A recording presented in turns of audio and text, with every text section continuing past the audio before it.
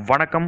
இன்றைக்கி நம்ம கிளாஸில் என்ன பார்க்க போகிறோம் அப்படின்னு சொல்லி பார்த்தீங்கன்னா, 6ஆம் வகுப்பு புது புத்தகத்தில் இருக்கக்கூடிய 2ஆம் பருவத்தில் முதல் பாடம் தான் பார்க்க போகிறோம்.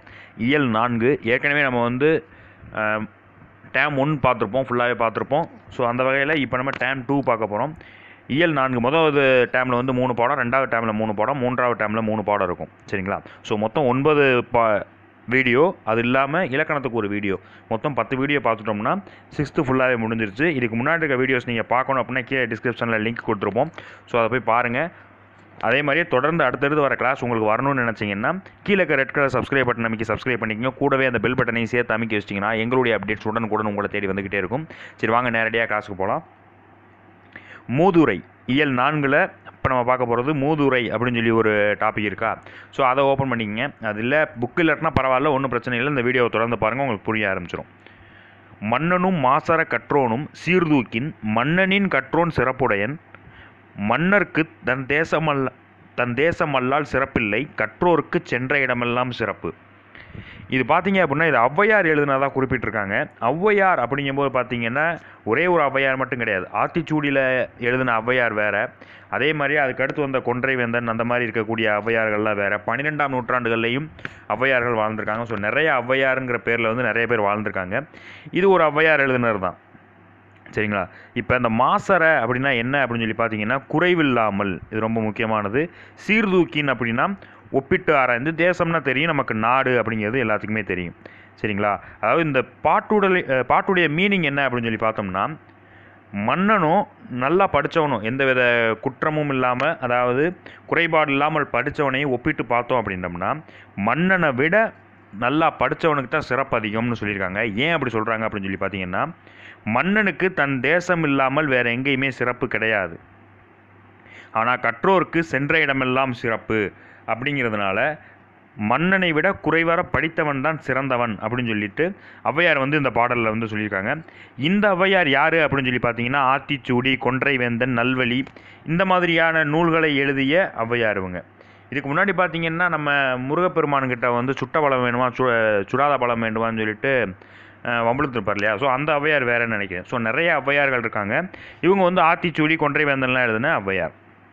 இந்த மூதுரை அப்படின்னா என்ன மீனிங் அப்படின்னு சொல்லி பார்த்தீங்கன்னா, மூத்தோர் கூறும் அறிவுரை, பெரியவர்கள் கூறிய அறிவுரை தான் மூதுரை அப்படிங்கிறது. இந்த நூலை வந்து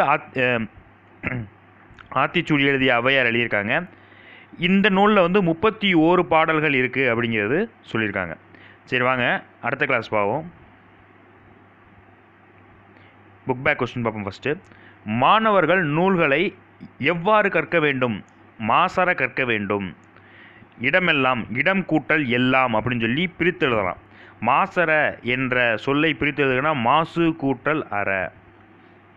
குற்றமில்லாதவர் என்பதனை சேர்த்து எப்படி எழுதலாம்னா குற்றம் இல்லாதவர், குற்றம் மீ, இம்மு ஈவும் சேர்ந்தால் மீ அப்படின்னு சொல்லி மாறும். அது ஒரு இலக்கணம் அப்படின்னு சொல்லி சொல்லலாம். அடுத்தது பாருங்கள், சிறப்புடையார். இதை வந்து சேர்த்து எழுதுனா எப்படி எழுதலாம்னா சிறப்புடையார் அப்படின்னு சொல்லி ஆப்ஷன் பி, சிறப்புடையார் இப்படின்னு சொல்லி எழுதலாம். சரிங்களா? ஸோ இந்த பாடம் வந்து இயல் 4 வந்து ரொம்ப ஈஸியாக தான் இருக்கும். ஸோ ஒன்றும் பிரச்சனை இல்லை, ஈஸியாக படிச்சிட முடியும். ஒரு அரை மணி நேரம் இருந்தாலே போதும், நம்ம வந்து நிறையாவே படிச்சிட முடியும். நல்லா புரிஞ்சே படிக்க முடியும் இந்த இதை. அடுத்து பாருங்கள், துன்பம் வெல்லும் கல்வி. அதாவது இந்த இயல் 4 பொறுத்த வரைக்கும் கல்விக்கு ஒரு முக்கியத்துவம் கொடுத்துருப்பாங்க. ஸோ அந்த வகையில் இப்போ நம்ம பார்க்க போகிறது துன்பம் வெல்லும் கல்வி. பாடத்தை வந்து எழுதினது யார் அப்படின்னு சொல்லி பார்த்தீங்கன்னா பட்டுக்கோட்டை கல்யாண சுந்தரனார். நிறைய திரை இசை பாடல்கள் வந்து இவர் எழுதியிருக்கார். திருடனாய் பார்த்து திருந்தாவிட்டால் திருட்டை ஒழிக்க முடியாது அப்படின்னு சொல்லி எழுதினதும் இவர் தான். சரிங்களா? ஸோ இதில் பாருங்கள், பட்டுக்கோட்டை கல்யாண சுந்தரனார் அப்படின்னா யார் அப்படின்னு சொல்லி பார்த்தீங்கன்னா எளிய தமிழில் சமூக சீர்திருத்த கருத்துக்களை வலியுறுத்தி பாடக்கூடியவர் தான் இந்த பட்டுக்கோட்டை கல்யாண சுந்தரனார். மிகச்சிறிய வயசுலேயே இறந்து போயிருப்பார். இருந்தாலுமே அவர் இறந்து போகிறதுக்கு அந்த குறிப்பிட்ட காலகட்டத்திலே பார்த்திங்கன்னா நிறைய பாடல்களை வந்து இயற்றியிருப்பார். எல்லாமே பார்த்திங்கன்னா உழைக்கும் வர்க்கத்திற்கான ஒரு பாடலாக தான் இருந்துச்சு அந்த பாடல்கள். ஸோ திரை இசை பாடல்களில் உழைப்பாளிகளின் உயர்வை போற்றியவர், மக்கள் கவிஞர் அப்படின்னு சொல்லி சிறப்பு பெயரால் அழைக்கப்படுவார். மக்கள் செல்வர்னா விஜய் சேதுபதினு சொல்லிடுவோம். ஆனால் மக்கள் கவிஞர்னா யார் அப்படின்னா பட்டுக்கோட்டை கல்யாண சுந்தரனார் அப்படிங்கிறது குறிப்பிட தகுந்த விஷயம். ரொம்ப எல்லாருமே எளிமையாக புரிஞ்சிக்கக்கூடிய வகையில் தான் இவருடைய பாடல்கள் ஃபுல்லாகவே இருக்கும். இதை நம்ம படித்தாலே உங்களுக்கு புரியும் பாருங்களேன். ஏட்டில் படித்ததோடு இருந்து விடாதே, நீ ஏன் படித்தோம் என்பதை மறந்து விடாதே. நாட்டில் நெறிதவறி நடந்து விடாதே, நம் நல்லவர்கள் தூற்றும்படி வளர்ந்து விடாதே. மூத்தோர் சொல் வார்த்தைகளை மீறக்கூடாது, பண்பு முறைகளிலும் மொழிதனிலும் மாறக்கூடாது. மாற்றார் கைப்பொருளை நம்பி வாழக்கூடாது, தன்மானமில்லாத கோழையுடன் சேரக்கூடாது. தன்மானமில்லாத கோழையுடன் சேரவே கூடாது. துன்பத்தை வெல்லும் கல்வி கற்றிட வேண்டும், நீ சோம்பலை கொல்லும் திறன் பெற்றிட வேண்டும். வம்பு செய்யும் குணம் இருந்தால் வெற்றிட வேண்டும், அறிவு வளர்ச்சியிலே வான்முகட்டை தொட்டிட வேண்டும். வெற்றி மேல் வெற்றி வர, விருது வர, பெருமை வர, மேதைகள் சொன்னது போல் விளங்கிட வேண்டும். பெற்றதாயின் புகழும் நீ பிறந்த மண்ணின் புகழும் வற்றாமல் உன்னோடு வாழ்ந்திட வேண்டும். இந்த பாட்டு ஈஸியாக படித்தாலே புரியும். இருந்தாலுமே ஒரு சில விஷயங்கள் நம்ம பார்த்துருவோம். பாருங்கள், தூற்றும்படி அப்படின்னு இருக்கா, அதுக்குரிய மீனிங் இகழும்படி. சரிங்களா? மூத்தோர்னா பெரியோர், மேதைகள்னா அறிஞர்கள், மாற்றார் அப்படின்னா மற்றவர்கள், அடுத்தவர் அப்படின்னு சொல்லி அர்த்தம். அடுத்து நெறினா வழி, நெறி தவறி நடக்குதல் அப்படின்னா வழி தவறி நடக்குதல் அப்படின்னு சொல்லி அர்த்தம். வற்றாமல் அதாவது அழியாமல். இது என்ன சொல்கிறாங்க அப்படின்னா, நம்ம படித்த படிப்பை அதோடு விட்டுட்டு போயிடக்கூடாது. அதில் இருக்கக்கூடிய நல்ல விஷயங்களெல்லாம் எடுத்து நம்ம வாழ்க்கையில் வந்து யூஸ் பண்ணணும். ஏன் படித்தோம்னே தெரியாமல் படிக்கக்கூடாது. இப்போ நிறைய பேர் அப்படி தான் படிச்சுக்கிட்டு இருக்கோம். ஸோ ஏன் படிக்கணும், எதுக்கு படிக்கணும் தெரிஞ்சு படிக்கணும். அது வந்து எதுக்காக அப்படின்னா வாழ்க்கையை வந்து முன்னேற்றத்துக்கான படிப்பாக இருக்கணும். அதே மாதிரி நம்ம வந்து நம்மளுடைய மொழி வளத்தையும் அதில் சொல்லியிருக்கக்கூடிய வளங்களையும் நம்ம வந்து வாழ்க்கையில் கண்டிப்பாக யூஸ் பண்ணணும். தன்மானம் இல்லாத கோழைகளுடன் சேரவே கூடாது, அவங்க வாழ்க்கைகளை பின்பற்றவே கூடாதுன்னு சொல்லி இந்த பாடலில் வந்து கல்விக்கு வந்து ஒரு ரொம்ப முக்கியத்துவம் கொடுத்துருக்காங்க. இது எல்லாமே எதில் சொல்லியிருக்காங்கன்னா கல்வியில் சொல்லியிருக்காங்க அப்படின்னு சொல்லி இவர் வந்து தெளிவாக சொல்லியிருப்பார். ஸோ அதனால தான் துன்பம் வெல்லும் கல்வின்னு சொல்லிட்டு இந்த பாடத்துக்கு வந்து பேர் வச்சுருப்பாங்க. ஸோ இதில் பெருசாக கேள்வி கேட்குறதுக்கு எதுவுமே கிடையாது இந்த பாடங்கள்லாம். இருந்தாலுமே பார்த்துருவோம் என்ன அப்படின்னு. Book back question. மாணவர் பிறர் எதன்படி நடந்து விடக்கூடாதுன்னா தூற்றும்படி, இகழும்படி, அதாவது திட்டுற மாதிரி நடந்துக்கூடாது. மாணவர் பிறர் தூற்றும்படி நடந்து விடக்கூடாது. நாம் யார் சொல்படி கேட்டு நடக்க வேண்டும்னா மூத்தோர் சொல்படி கேட்டு நடக்க வேண்டும். கைப்பொருள் என்னும் சொல்லை பிரித்து எழுதுனா கை கூட்டல் பொருள், கைப்பொருள். அடுத்து மானம் கூட்டல் இல்லைன்னா மானம் இல்லா. ஸோ இதெல்லாம் பார்த்தாலே புரிஞ்சிடும். இவ்வளோ ஈஸியாலாம் வந்து கேட்கவே மாட்டாங்க நம்ம எக்ஸாம்லாம். இருந்தாலும் என்னென்னா படித்து வச்சுக்கிறது நல்லது. பட்டுக்கோட்டை கல்யாண சுந்தரனார் பற்றி கேள்வி கேட்டு தெரிஞ்சு வச்சுக்கோங்க. மக்கள் கவிஞர்னா யார் அப்படிங்கிறத மட்டும்தான் இருந்து கேட்க முடியும், வேறு எதுவும் பெருசாக கேட்க முடியாது. அதே மாதிரியே பார்த்தீங்கன்னா மூதுரை அப்படிங்கிறதுக்கான மீனிங் கேட்கலாம். மூத்தோர் அறிவுரை. சரிங்களா? கொன்றை வேந்தன் இதழின் ஆசிரியர் யார்? ஔவையார். ஸோ இந்த மாதிரி தான் கேட்க முடியுமே தவிர வேறு எதுவும் புதுசாலாம் ஒன்றும் கேட்க முடியாது. சரிங்களா? கற்றோருக்கு செல்லும் இடமெல்லாம் சிறப்பு அப்படின்னு கூறினவர் யாருன்னு கேட்கலாம். பாரதியார், ஔவையார், பாரதிதாசன், இல்லை நாமக்கல் கவிஞர், ஏதாவது ஒன்று கொடுக்கலாம். ஸோ அப்படி கொடுத்தாங்கன்னா அது ஔவையார். சரிங்களா? அடுத்து பாருங்கள், கல்வி கண் திறந்தவர். இது எல்லாருக்குமே தெரியும் யாரை பற்றி இந்த பாடத்தில் பேச போகிறாங்க அப்படின்னு சொல்லிட்டு. கர்ம வீரர் காமராஜர் அவர்களை பற்றி தான் பேச போகிறாங்க. 4 நிகழ்வுகள் கொடுத்துருப்பாங்க. ஸோ இந்த 4 நிகழ்வுகள்லேருந்து நமக்கு கேட்குறதுக்கான வாய்ப்புகள் இல்லை. காமராஜர் பற்றி கண்டிப்பாக கேட்குறதுக்கான வாய்ப்புகள் இருக்குது. அதாவது இந்த நிகழ்வு 1 என்ன அப்படின்னு சொல்லி பார்த்தீங்கன்னா, காமராஜர் வந்து ஒரு காரில் போய்கிட்டு இருப்பார். அப்போ பார்த்தீங்க அப்படின்னா சிறுவர்கள்லாம் ஆடு மேய்ச்சிக்கிட்டு இருப்பாங்க. கூப்பிட்டு கேட்பார், என்னப்பா நீங்கள் ஸ்கூலுக்கு போகலையா அப்படின்னு சொல்லி கேட்கவுமே, ஸ்கூலுக்கு எங்கள் ஊரில் வந்து ஸ்கூல் இல்லை அப்படிங்கிற மாதிரி சொல்லிடுவாங்க.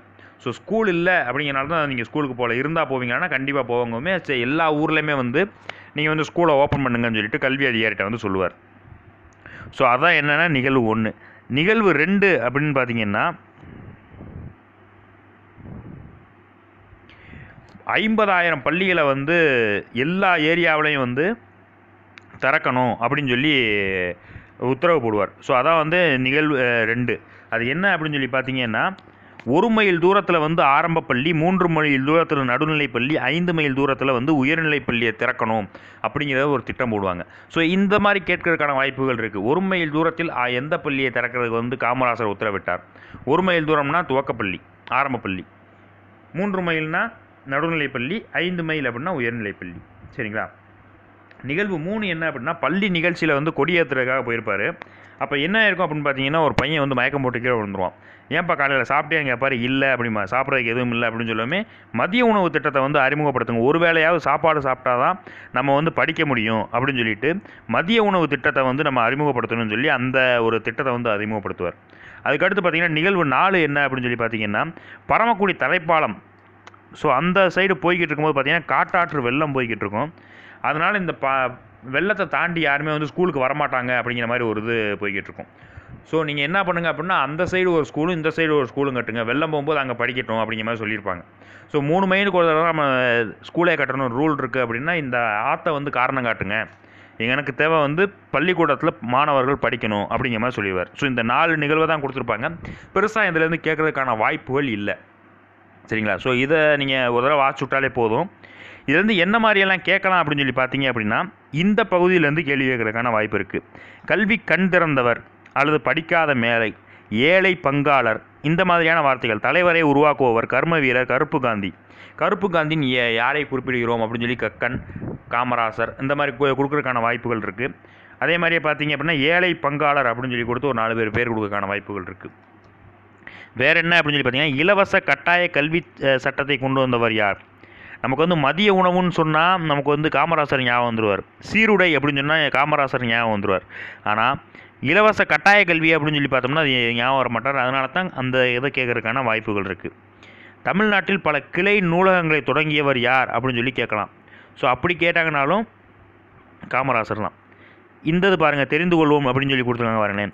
இதில் காமராசருக்கு மணிமண்டபம் எந்த ஆண்டு கட்டியிருக்காங்கன்னா 2/10/2000 இந்த ஆண்டில் வந்து கட்டியிருக்காங்க. ஸோ ரொம்ப முக்கியமான கேள்வி. அதே மாதிரி சென்னையில் உள்ள டொமஸ்டிக் பர்பஸ் ஏர்போர்ட்டுக்கு வந்து, அதாவது டொமஸ்டிக் பர்பஸ் ஏர்போர்ட்டுக்கு வந்து கர்ம வீரர் காமராஜர் பேர் வச்சுருக்காங்க. ஸோ உள்நாட்டு விமான நிலையத்திற்கு காமராஜர் பேரும், வெளிநாட்டு விமான நிலையத்திற்கு இன்டர்நேஷ்னல் ஏர்போர்ட்டுக்கு வந்து அறிஞர் அண்ணா பேரும் வச்சுருப்பாங்க. ஸோ அந்த இது ரொம்ப முக்கியமானது. அதுக்கப்புறம் பார்த்தீங்க அப்படின்னா 1976 பாரத ரத்னா விருது வந்து கர்ம வீரர் அவர்கள் கொடுத்துருப்பாங்க. மதுரை பல்கலைக்கழகத்திற்கு வந்து மதுரை பல்கலைக்கழகத்தை வந்து மதுரை காமராஜர் பல்கலைக்கழகம் அப்படின்னு சொல்லி பெயர் மாற்றிருப்பாங்க. அதே மாதிரியே சென்னையிலையும் விருதுநகர்லையும் அவர் வாழ்ந்த இடங்களை வந்து நினைவு இடங்களாக வந்து மாற்றிருப்பாங்க. ஸோ இந்த இதெல்லாம் பார்த்தீங்க அப்படின்னா ரொம்ப முக்கியமான ஒரு இதுன்னே சொல்லலாம். சரி, இந்த பாடத்துக்கான சரியான விடையை தேர்ந்தெடுத்தது, அதாவது புக் பேக் கொஸ்டின் பார்ப்போம். பள்ளிக்கூடம் செல்லாததற்கு ஆடு மேய்க்கும் சிறுவர்கள் கூறிய காரணம் என்ன அப்படின்னு சொல்லி பார்த்தீங்கன்னா, ஊரில் பள்ளிக்கூடம் இல்லை அப்படின்னு சொல்லி சொல்லியிருப்பாங்க. பசியின்றி, இதை வந்து எப்படி பிரிச்சதுன்னா பசி கூட்டல் இன்றி அப்படின்னு சொல்லி சொல்லலாம்.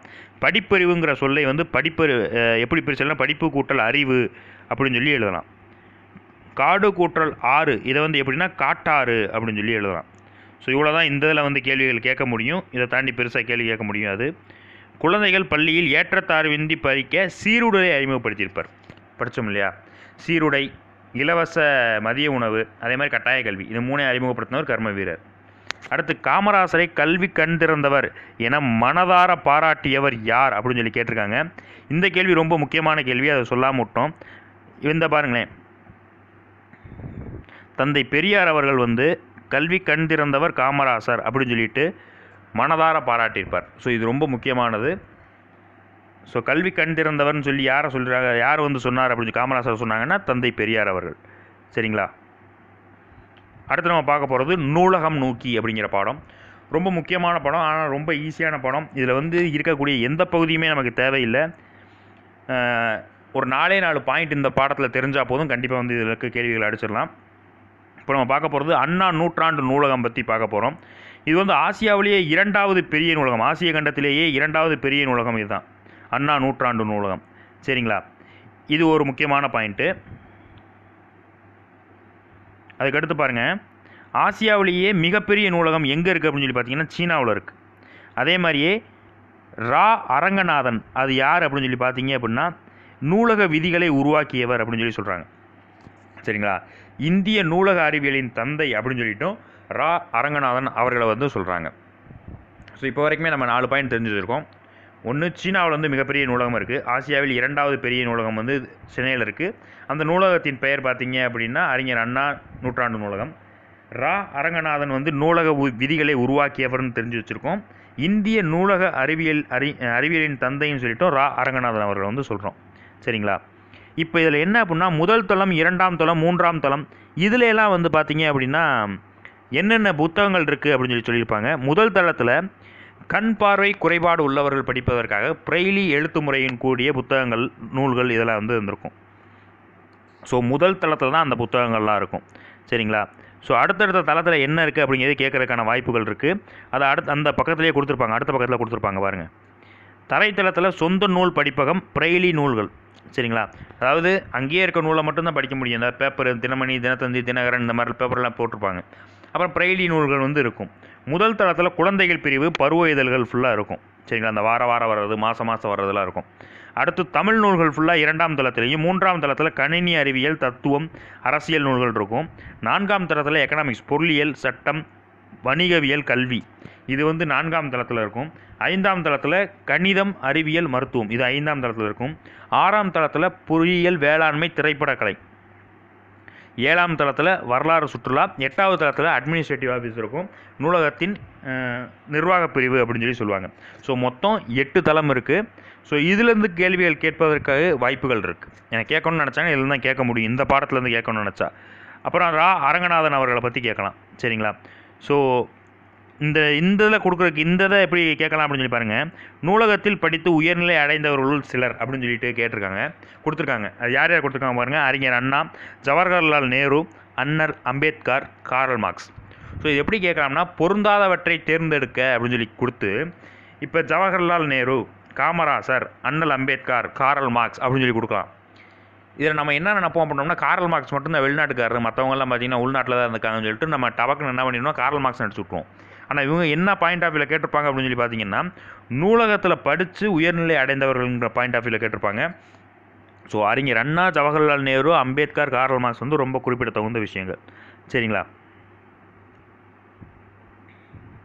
அதுக்கடுத்து பாருங்கள், சிறந்த நூலகருக்காக என்ன விருது வழங்குறாங்க அப்படின்னு சொல்லி கேட்கலாம். சிறந்த நூலகருக்கு என்ன விருது வழங்குறாங்கன்னா டாக்டர் எஸ்ஆர் அரங்கநாதன் விருது வந்து சிறந்த நூலகருக்காக வழங்குறாங்க.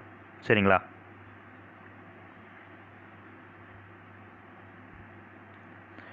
ஸோ இயல் 4 இதோட முடிஞ்சு. இதுக்கான இலக்கண பகுதியை அடுத்த வீடியோவில், அதாவது 10வது வீடியோவில் கண்டிப்பாக இதுக்கான 6th ஸ்டாண்டர்ட் இலக்கணம் ஃபுல்லாகவே பார்ப்போம். ஸோ இயல் 4 ரொம்ப ஈஸி தான். கல்வியை பற்றி தான் கொடுத்துருப்பாங்க. இதில் என்ன பார்த்துருக்கோம்னா அண்ணா நூற்றாண்டு நூலகம் பற்றி பார்த்துருக்கோம், கர்ம வீரர் காமராசர் அவர்களை பற்றி பார்த்துருக்கோம், அதே மாதிரியே மூதுரை பார்த்துருக்கோம். அதுக்கப்புறம் பார்த்தீங்க அப்படின்னா கல்வியை பற்றி துன்பம் வெல்லும் கல்வி அப்படின்னு சொல்லி பட்டுக்கோட்டை கல்யாண சுந்தரனார் அவர்கள் எழுதிய பாடல் பார்த்துருக்கோம். சரிங்களா? ரொம்ப ஈஸியாக தான் இருக்கும். ஸோ தொடர்ந்து நீங்கள் அடுத்தடுத்த வீடியோ வரணும்னு நினச்சிங்கன்னா மறக்காமல் ரெட் கலர் சப்ஸ்கிரைப் பட்டன் அமைக்கி சப்ஸ்கிரைப் பண்ணிங்க, கூடவே அந்த பெல் பட்டனை சேர்த்து அமைக்க வச்சுக்கோங்க. அதே மாதிரி அந்த வீடியோ பிடிச்சிருந்துச்சு அப்படின்னா ஃப்ரெண்ட்ஸுக்கு ஷேர் பண்ணுங்கள். ஏதாவது டவுட்ஸ் இருந்துச்சுன்னா கமெண்ட் செக்ஷனில் கமெண்ட் பண்ணுங்கள். வேற ஒரு கிளாஸில் உங்களை சந்திக்கிற வரை உங்களிடமிருந்து விடைபெறுவது நான் நாகராஜன். டாடா.